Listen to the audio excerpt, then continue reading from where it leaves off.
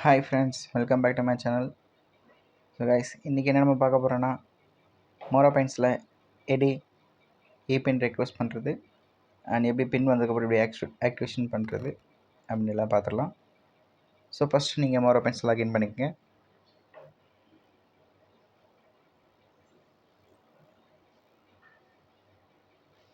Security code போட்டுக்கோங்க.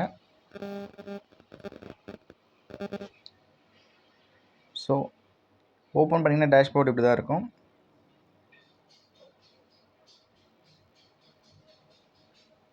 So உங்கள் left side பார்த்தீங்கன்னா 3 லைன்ஸ் இருக்கு இல்லையா, அதை கிளிக் பண்ணிங்கன்னா இப்படி தான் இருக்கும். ஸோ அதில் பார்த்தீங்கன்னா பின் ஒரு ஆப்ஷன் இருக்கும், அதை டச் பண்ணிக்கோங்க. ஸோ ஃபஸ்ட் ஆப்ஷன் பின் ரெக்வஸ்ட்.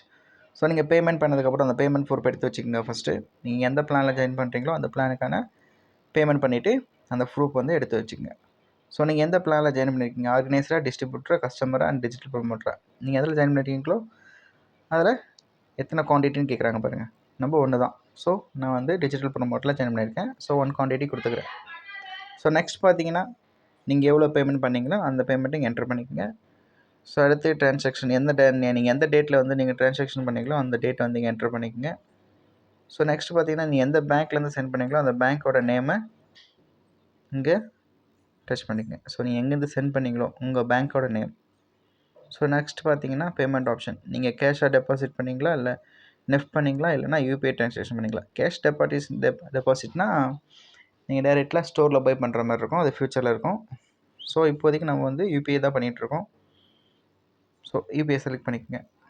ஸோ அடுத்து பார்த்தீங்கன்னா ட்ரான்சாக்ஷன் ஐடி, அதில் யூபிஐ ஐடின்னு இருக்கும். ஸோ அதை வந்து இங்கே என்ட்ரு பண்ணிக்கோங்க.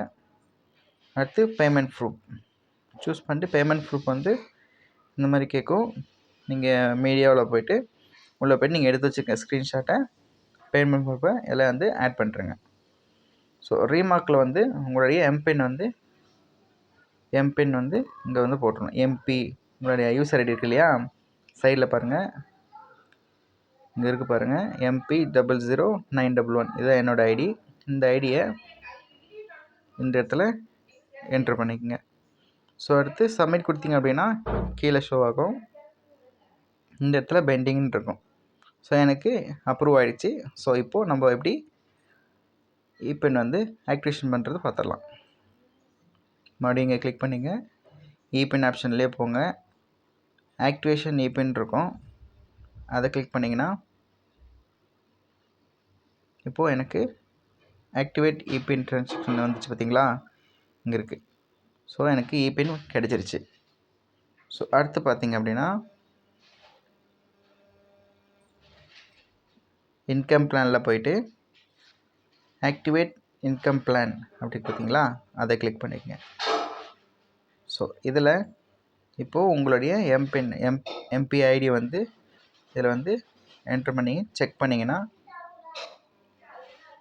உங்கள் நேம் வரும். இருந்துச்சிங்களா, நீங்கள் தப்பாக போட்டிங்கன்னா வராது. ஸோ நீங்கள் உங்களோட ஐடி தான் இங்கே போடணும். எம்பி மேலே பார்த்தோம் இல்லையா, இங்கே இந்த உங்களோட ஐடியை இங்கே போட்டு செக் பண்ணிங்கன்னா உங்கள் நேம் வந்துடும். ஸோ நீங்கள் எந்த பிளானில் ஜாயின் பண்ணியிருக்கீங்க, டிஜிட்டல் ப்ரொமோட்டர், அது அங்கே ஆட்டோமேட்டிக்காக ஷோ ஆகிடும். ஸோ அதை கிளிக் பண்ணிவிட்டு கீழே பார்த்தீங்கன்னா பின் நம்ம வந்துச்சு பார்த்தீங்களா, பின் நம்ம ஆக்டிவேட் பண்ணுறதுக்கு அந்த பின் ஐடி தான் இது. ஸோ இதை டச் பண்ணிவிட்டு கீழே ஆக்டிவேஷன் இருக்குது பார்த்தீங்களா, அதை கொடுங்க. ஸோ இப்போது ஆக்டிவேட் ஆகிடுச்சு, நம்மளுடைய பின் வந்து ஆக்டிவேட் ஆகிடுச்சு.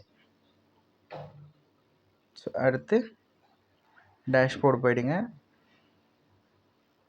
இனி வந்து உங்களுக்கு டெய்லி அமௌண்ட்டு ஆட் ஆக ஆரம்பிச்சிடும். சரிங்களா, இவ்வளோ தான் கைஸ்.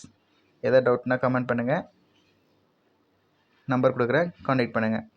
ஓகே கைஸ், ஜாயினிங் எதாவது இருந்ததுன்னா உங்கள் விருப்பம் தான், ஜாயின் பண்ணிக்கலாம்.